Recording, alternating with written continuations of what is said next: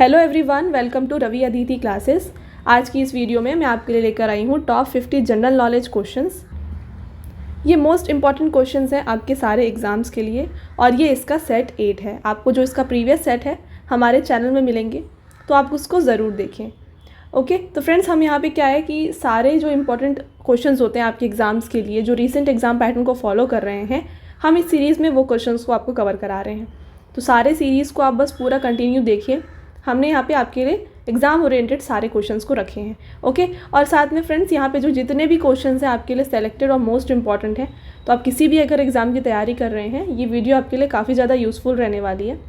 तो चलिए बिना देर के वीडियो को हम स्टार्ट करें। पहला क्वेश्चन है, देखिए, Which of the following is a type of unemployment that occurs when individuals are transitioning between jobs or entering the workforce for the first time? तो देखिए, निम्नलिखित में से कौन सी एक प्रकार की बेरोजगारी है जो तब होती है जब व्यक्ति नौकरियों के बीच संक्रमण कर रहे होते हैं या पहली बार कार्यबल में प्रवेश कर रहे होते हैं। तो फ्रेंड्स देखिए, ये जो टाइप्स ऑफ अनएम्प्लॉयमेंट है आजकल एग्जाम्स में काफ़ी पूछा जा रहा है, इसलिए मैंने आपके लिए यहाँ पे ये क्वेश्चन रखा है। ठीक है, तो ऐसे अनएम्प्लॉयमेंट को क्या कहा जाता है? ये कहा जाता है फ्रिक्शनल अनएम्प्लॉयमेंट। ठीक है, जहाँ पर क्या होता है, इंडिविजुअल स्विच कर रहा होता है जॉब्स के बीच में या फिर फर्स्ट टाइम एंटर कर रहा होता है जॉब में। तो बाकी जैसे आप देख रहे हैं साइक्लिकल, फ्रिक्शनल और सीजनल, हम इनके बारे में भी बात करेंगे। यहाँ पे देख लीजिए। तो फ्रेंड्स मैंने यहाँ पे आपके लिए डायरेक्टली पूरी डेफिनेशन इसलिए दी है क्योंकि आपको एग्जाम में ये पूरा ऐसे प्रोवाइड कर देगा और आपसे पूछेगा ये किस टाइप का अनएम्प्लॉयमेंट है। ओके, तो आप जस्ट इसको एक बार रीड ज़रूर करें, बहुत ही इंपॉर्टेंट है। देखिए, स्ट्रक्चरल अनएम्प्लॉयमेंट क्या होता है, इसमें क्या होता है, Structural unemployment occurs when there is mismatch between the jobs that are available and the people looking for work। ठीक है, तो जब मिसमैच होता है, जो जॉब्स प्रेजेंट हैं और जो लोग देख रहे हैं जिसको चाहिए, तो अगर उसमें मिसमैच होता है उसे कहते हैं स्ट्रक्चरल अनएम्प्लॉयमेंट। बात करें साइक्लिकल की, तो साइक्लिकल क्या होता है? ये होता है जब demand for goods and services in economy decrease हो जाती है और कंपनी ले ऑफ करती है। ठीक है, जो ले ऑफ वाला जो होता है वो साइक्लिकल अनएम्प्लॉयमेंट होता है। और सीजनल अनएम्प्लॉयमेंट क्या होता है? ये जब टेम्परेरी जॉब होती है जो एक पर्टिकुलर सीजन में होती है ना, उसे कहते हैं सीजनल अनएम्प्लॉयमेंट। तो अगर आपसे इनमें से कोई सा भी पूछा जाए, आपको आंसर उसका दे देना है। ठीक है, अगला क्वेश्चन है, which component of computer is also known as brain of the computer? तो कंप्यूटर के किस घटक को कंप्यूटर का मस्तिष्क भी कहा जाता है? तो ब्रेन ऑफ द कंप्यूटर यहाँ पे कहा जाता है सेंट्रल प्रोसेसिंग यूनिट यानी CPU को। ठीक है, तो काफ़ी इंपॉर्टेंट है, इसका फुल फॉर्म भी यहाँ पे बात करते हैं। यहाँ पे अगले क्वेश्चन की, विच घराना is associated with Ustad Alauddin Khan and his illustrious disciples? कौन सा घराना उस्ताद अलाउद्दीन खान और उनके प्रसिद्ध शिष्यों से संबंधित है? तो उस्ताद अलाउद्दीन खान जो है ये एसोसिएटेड हैं टू द महियार घराना। तो बात करें अगर यहाँ पे ये किस चीज़ के लिए फेमस थे, ये एक फेमस इंडियन सरोद प्लेयर थे। तो फ्रेंड्स यहाँ पे बात करेंगे हम अदर फेमस एक्सपोनेंट्स की रिलेटेड टू सरोद। तो मोहम्मद आमिर खान, अली अकबर खान, अमजद अली खान और राजीव तारानाथ, ये सारे फेमस एक्सपोनेंट्स हैं ऑफ सरोद। राइट, अगला क्वेश्चन है, which state had the highest literacy rate according to census of 2011? 2011 की जनगणना के अनुसार किस राज्य की साक्षरता दर सबसे अधिक है? एग्जाम में ये रिपीट हुआ है। ठीक है, तो इसका जो करेक्ट आंसर है ये है केरला। काफ़ी इंपॉर्टेंट है आपके एग्जाम पॉइंट ऑफ व्यू। अगला क्वेश्चन देखिए, बाण Bhatt was the court poet of which emperor? तो बाण भट्ट किस सम्राट के दरबारी कवि थे? तो बाण भट्ट जो थे ये कोर्ट पोएट थे ऑफ हर्षवर्धन। राइट, तो देखिए बाण भट्ट कौन थे? ये संस्कृत स्कॉलर थे और पोएट थे इंडिया के। इनके वर्क्स इंक्लूड करते हैं बायोग्राफी ऑफ हर्षा, जिसे हर्ष चारित्र कहा जाता है, जो कि काफ़ी फेमस है। इसके अलावा इन्होंने एक नोवेल भी लिखी है जिसका नाम है कादम्बरी। ठीक है, तो हर्ष चारित्र और कादम्बरी इनकी फेमस वर्क्स हैं। नेक्स्ट क्वेश्चन है, Alexander and Porus fought battle at? तो देखिए, सिकंदर और पोरस के बीच में कौन सा युद्ध हुआ था? तो इनके बीच में बैटल जो हुई थी उसे कहा जाता है बैटल ऑफ हिडाप्सिस। तो फ्रेंड्स बात करेंगे बैटल ऑफ हिडाप्सिस के बारे में यहाँ पे हम। तो देखिए, बैटल ऑफ हिडाप्सिस जो है ये बिटवीन हुई थी Alexander and king Porus in 326 BC on the bank of Hydaspes river. ठीक है, अभी जो उसको कहा जाता है झेलम। राइट, और ये कहाँ पे प्रेजेंट है? ये पंजाब में प्रेजेंट है। ओके, नेक्स्ट क्वेश्चन है, the vitamin which helps in clotting of blood is? रक्त का थक्का जमने में सहायता करने वाला विटामिन कौन सा होता है? तो इसका जो करेक्ट आंसर है ये हो जाएगा विटामिन के। ये हेल्प करता है ब्लड के क्लॉटिंग में। बात करेंगे विटामिन के बारे में, तो ये एक फैट सॉल्युबल विटामिन होती है। कौन कौन सी फैट सॉल्युबल होती है? ADEK है ना, जैसे मैंने आपको बताया था, कीड़ा, आप इसे याद रख सकते हैं। ये सारे होते हैं फैट सॉल्युबल विटामिन। और वाटर सॉल्युबल कौन से होते हैं? B और C। राइट। और विटामिन के का केमिकल नेम जो है वो है फिलोक्विनॉन। ओके। अगला क्वेश्चन है in human bile juice is secreted by. तो बाइल जूस कहाँ पे सेक्रीट होता है? बाइल जूस जो है ये सेक्रीट होता है हमारे लिवर में, राइट। काफ़ी इंपॉर्टेंट है, ये साइंस का एक इम्पॉर्टेंट क्वेश्चन है जो आपके एग्जाम्स में काफ़ी बार देखा गया है। Next question, the Bannerghatta national park known for its biological diversity and a zoo is located in which state? Bannerghatta राष्ट्रीय उद्यान जो अपनी जैविक विविधता और चिड़ियाघर के लिए जाना जाता है किस राज्य में स्थित है? तो बन्नरघट्टा नेशनल पार्क लोकेटेड है कर्नाटका स्टेट में। ओके।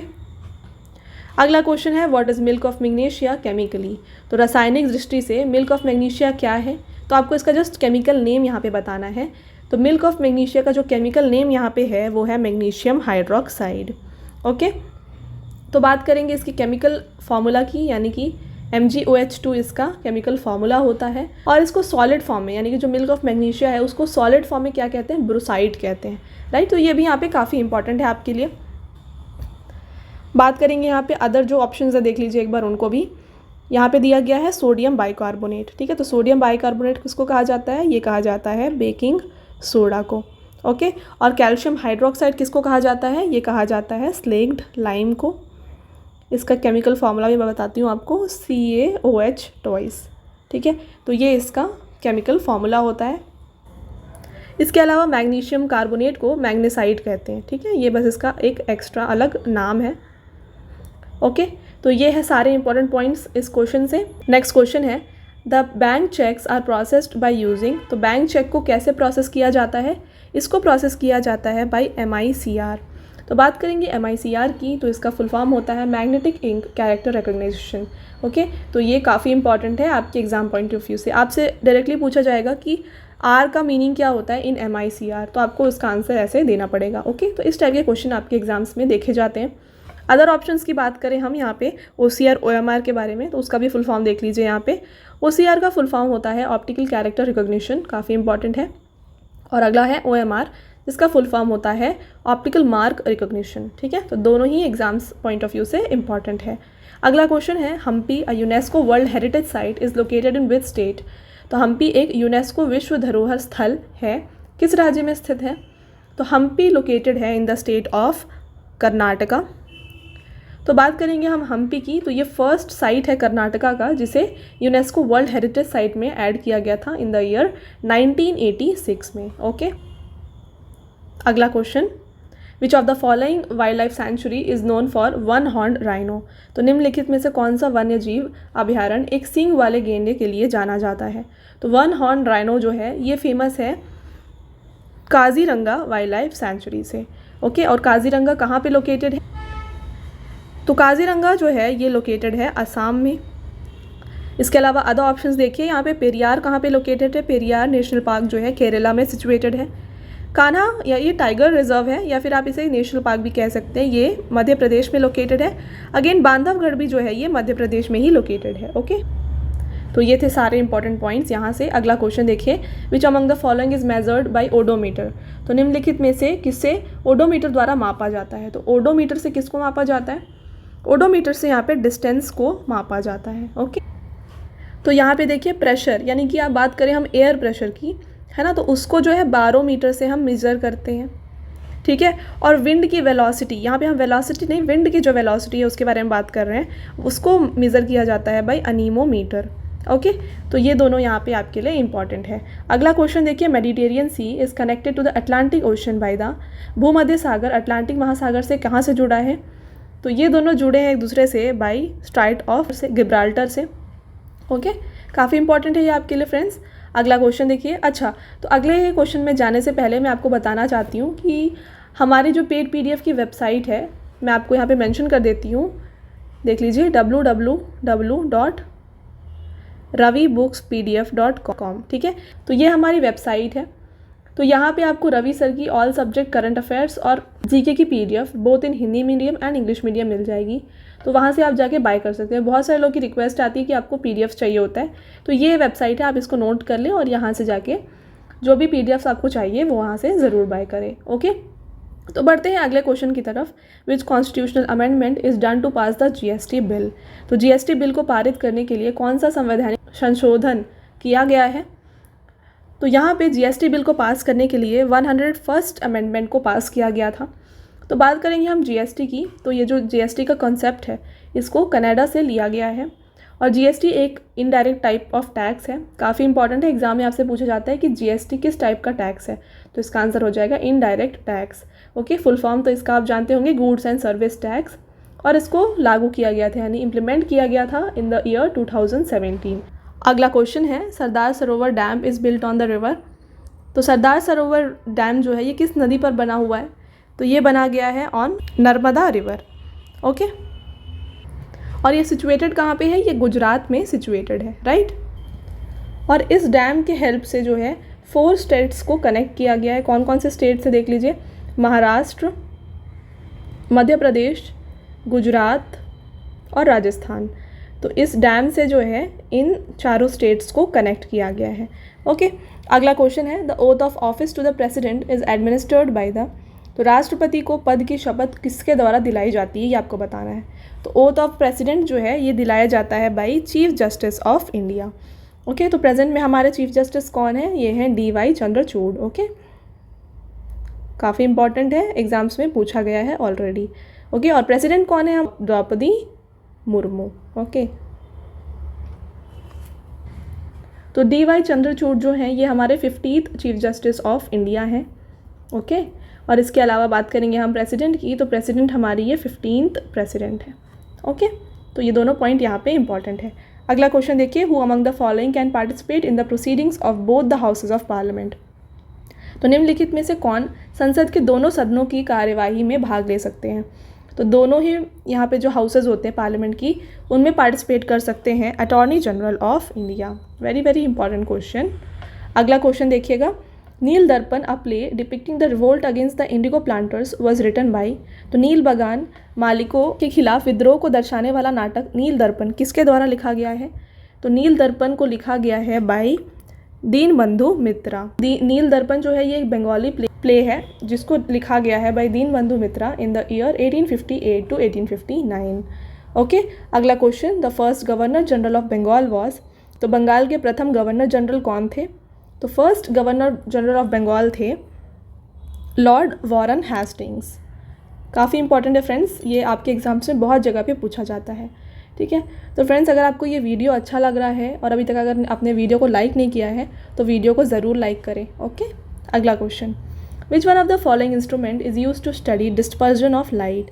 तो प्रकाश के फैलाव का अध्ययन करने के लिए निम्नलिखित में से किस उपकरण का उपयोग किया जाता है। तो डिस्पर्शन को स्टडी करने के लिए यूज़ किया जाता है स्पेक्ट्रोमीटर का। तो डिस्पर्शन होता क्या है, तो देखिए एक प्रिज्म अगर रखा जाए, ओके, तो प्रिज्म को जब रख के एक वाइट लाइट को जब पास करते हैं तो ये 7 लाइट्स में यहाँ पे स्प्लिट हो जाती है, ठीक है, जिसे हम विबज्योर कहते हैं। ओके, तो स्प्लिटिंग ऑफ वाइट लाइट को ही हम कहते हैं डिस्पर्शन और इसको स्टडी किया जाता है बाय स्पेक्ट्रोमीटर। ओके, अगला क्वेश्चन है, the term photo finish is used in which sport. तो फोटो फिनिश शब्द का प्रयोग किस खेल में किया जाता है। तो फोटो फिनिश वर्ड को यूज़ किया जाता है एथलेटिक्स में, राइट, काफ़ी इंपॉर्टेंट है। तो यहाँ पे हम एथलेटिक्स रिलेटेड जितने भी इंपॉर्टेंट वर्ड्स हैं उनको देख लेते हैं। तो देखिए relay, track, lane, photo finish, hurdles, shot put, discus throw, hammer throw, high jump, triple jump, cross country, ये सारे इंपॉर्टेंट यहाँ पे वर्ड्स हैं, टर्म्स हैं जो यूज़ किए जाते हैं इन एथलेटिक्स, राइट। अगला क्वेश्चन है, the land of the morning काम इज़। सुबह की शांति की भूमि किसको कहा जाता है। तो ये कहा जाता है कोरिया को। ओके, ठीक है, तो ये साउथ कोरिया है जिसे हम लैंड ऑफ मॉर्निंग काम कहते हैं। तो बात करेंगे हम साउथ कोरिया के बारे में। तो इसकी जो कैपिटल है वो है सियोल। ओके, यहाँ की ये कैपिटल है और यहाँ की करेंसी क्या होती है, यहाँ की करेंसी होती है वॉन, राइट। तो ये दोनों यहाँ पे इंपॉर्टेंट थिंग है रिलेटेड टू साउथ कोरिया। अगला question, from which Indian state did Warli art originate. Warli कला की उत्पत्ति किस भारतीय राज्य से हुई है। तो वर्ली पेंटिंग ओरिजिनेट हुई है फ्रॉम महाराष्ट्र। वर्ली पेंटिंग होती क्या, देखिए, it is a form of tribal art mostly created by the tribal people from the north Sahyadri range इन महाराष्ट्र। ठीक है, तो ये एक ट्राइबल पीपल की आर्ट है जो कि सह्याद्री रेंज में महाराष्ट्र में ओरिजिनेट हुई है। The Warli painting tradition in Maharashtra are among the finest example of folk styles of painting. तो ये one of the famous folk style paintings है फ्रॉम महाराष्ट्र, राइट। तो फ्रेंड्स, आपका अगला क्वेश्चन है, which city in India is world renowned for one of the most traditional embroidery styles chikankari. Bharat का कौन सा शहर सबसे पारंपरिक कढ़ाई शैलियों में से एक चिकनकारी के लिए विश्व प्रसिद्ध है? तो इनमें से इसका आंसर हो जाएगा ऑप्शन नंबर ए, लखनऊ। तो लखनऊ फेमस है for embroidery style chikankari. Okay, तो इसको यहाँ पे बिलीव किया जाता है कि वाइफ ऑफ जहांगीर यानी कि नूर जहाँ ने इंट्रोड्यूस किया था। ओके, काफ़ी इंपॉर्टेंट है फ्रेंड्स, ये भी आपके एग्जाम्स में पूछा गया है। ओके, अगला क्वेश्चन है, Bihula is a popular festival of which state. Bihula निम्नलिखित में से किस राज्य का एक लोकप्रिय त्यौहार है? तो बिहुला जो है एक इम्पॉर्टेंट फेस्टिवल है ऑफ बिहार स्टेट। तो इसके अलावा बात करेंगे हम बिहार से रिलेटेड फेस्टिवल्स की जो यहाँ पे बहुत फेमस है। तो सबसे पहला आपको जो बहुत ही अच्छे से पता भी होगा ये होता है छठ पूजा, ठीक है। तो छठ पूजा मनाया जाता है बिहार में। सेकंड बात करेंगे तो ये होता है सोनेपुर कैटल फेयर, ये भी काफ़ी फेमस है। इसके अलावा होता है बिहुला जो हमने पढ़ लिया, और इसके बाद है राजगीर महोत्सव। तो राजगीर महोत्सव भी काफ़ी ही इंपॉर्टेंट है आपके एग्जाम पॉइंट ऑफ व्यू से। तो ये है important festivals of Bihar. Next question है, which one of the following pairs schedules and subjects is not correctly matched. आपको बताना है इनमें से कौन सा गलत है। तो देखिए, थर्ड शेड्यूल में दिया गया है फॉर्म्स ऑफ ओथ्स और अफर्मेशंस, तो ये बिल्कुल ही सही है। अगला है 10th schedules provision as to disqualification on ground defection, ये भी एंटी डिफेक्शन लॉज हैं, ये भी बहुत सही है। फिर नेक्स्ट बात करेंगे 8th शेड्यूल, ये लैंग्वेज के बारे में बात करता है, ये भी बिल्कुल सही है। But 9th schedule allocation of seats in the council of states, ये यहाँ पे गलत है, क्योंकि allocation of seats in the council of states जो है ये दिया गया है 4th शेड्यूल में, ना कि यहाँ पे 9th शेड्यूल में दिया है, ठीक है। तो इसका जो करेक्ट आंसर हो जाएगा वो हो जाएगा ऑप्शन नंबर डी, ठीक है। अगला क्वेश्चन देखिए फ्रेंड्स, आपका अगला क्वेश्चन है, which part of Indian constitution is called as Magna Carta of India. तो संविधान के किस भाग को भारत का मैग्ना कार्टा कहा जाता है? तो ये कहा जाता है पार्ट 3 को, ठीक है। पार्ट 3 में क्या होता है? फंडामेंटल राइट होता है, ठीक है। काफ़ी इंपॉर्टेंट है फ्रेंड्स, मैंने आपको मैक्सिमम हर ही वीडियो में आपको फंडामेंटल राइट से रिलेटेड बहुत सारे क्वेश्चंस कराए हैं। तो बात करते हैं इसके बारे में। देखिए, part 3 fundamental rights are called as Magna Carta of India. तो Magna Carta also known as great charter was a historic document agreed to by the king John of England in 1215. It laid down principles that limited the power of monarchy and established certain rights for English nobles. Okay. Next question है, the river Brahmaputra is known as dash as it enters Arunachal Pradesh. तो अरुणाचल प्रदेश में enter करने के बाद ब्रह्मपुत्र का नाम क्या हो जाता है, ये आपको बताना है। तो इसका जो करेक्ट आंसर हो जाएगा ऑप्शन नंबर बी, दिहांग। तो जैसे ही ब्रह्मपुत्र रिवर अरुणाचल प्रदेश में एंटर करता है इसका नाम होता है दिहांग, राइट। तो देखिए, बात करते हैं हम ब्रह्मपुत्र रिवर के बारे में। इसको ओरिजिनेशन होता है तिब्बत में, और वहाँ पे इसे सैंगपो नाम से जाना जाता है।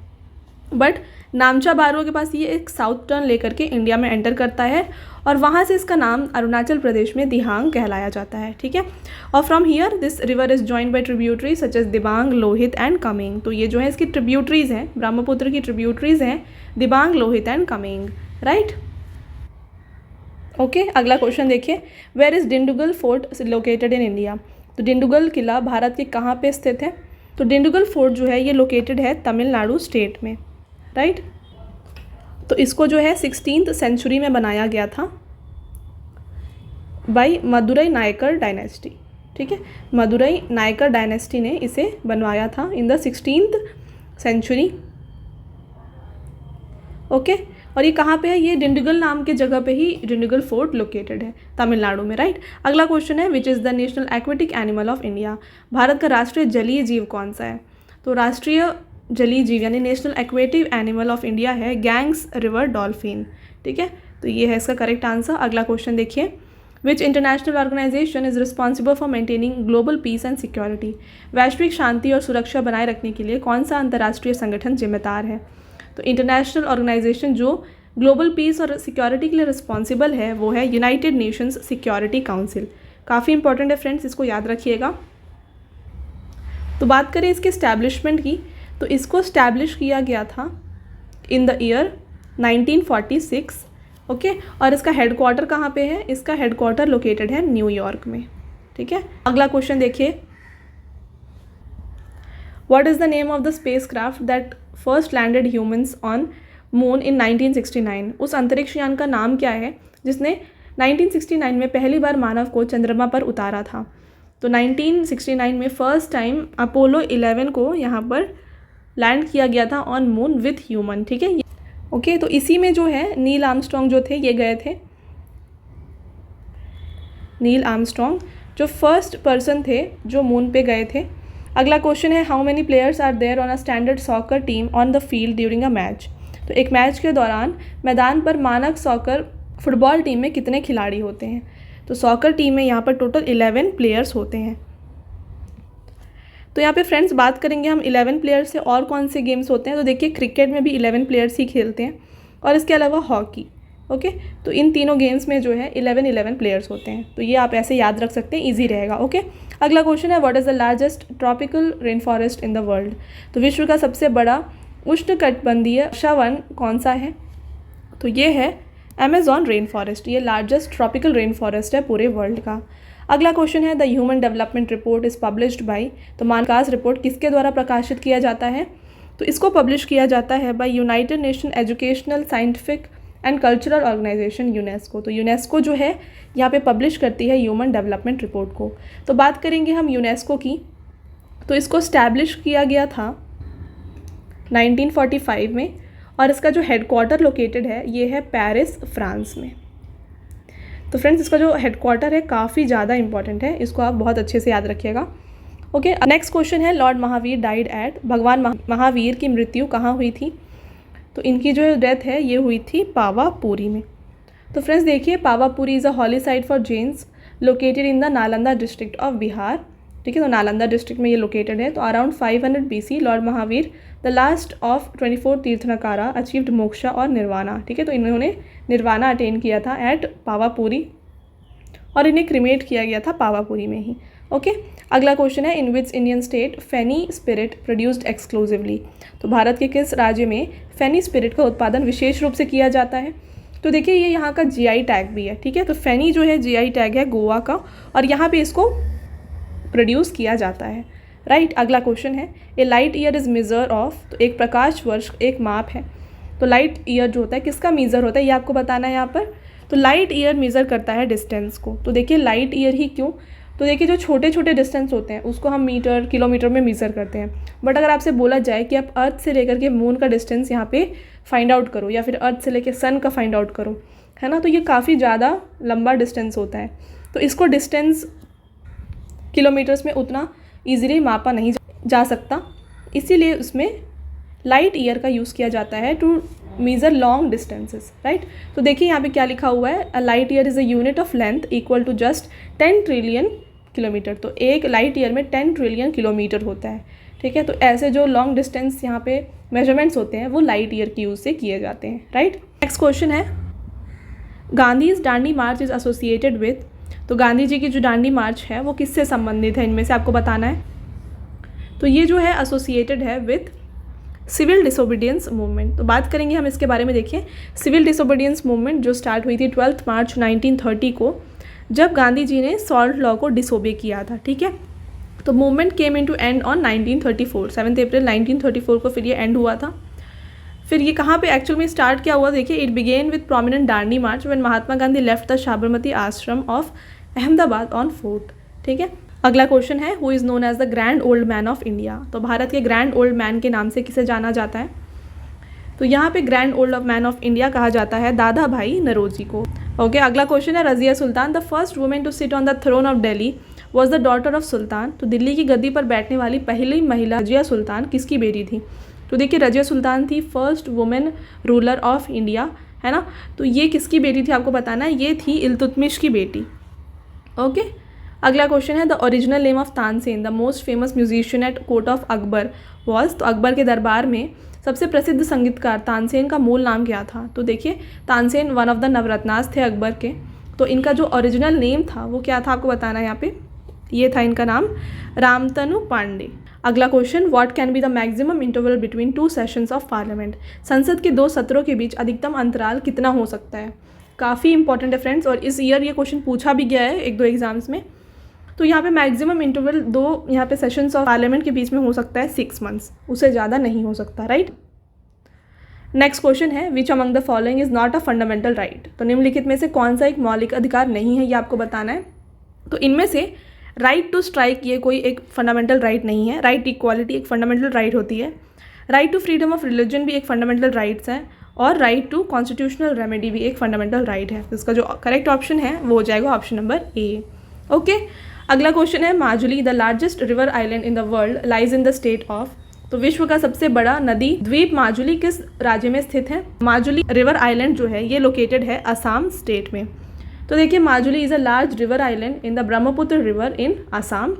It is the largest river island in the world. Okay, तो लार्जेस्ट रिवर आइलैंड है पूरे वर्ल्ड में। अगला क्वेश्चन है yellow revolution is associated with production of. तो पीली क्रांति किसके उत्पादन से संबंधित है?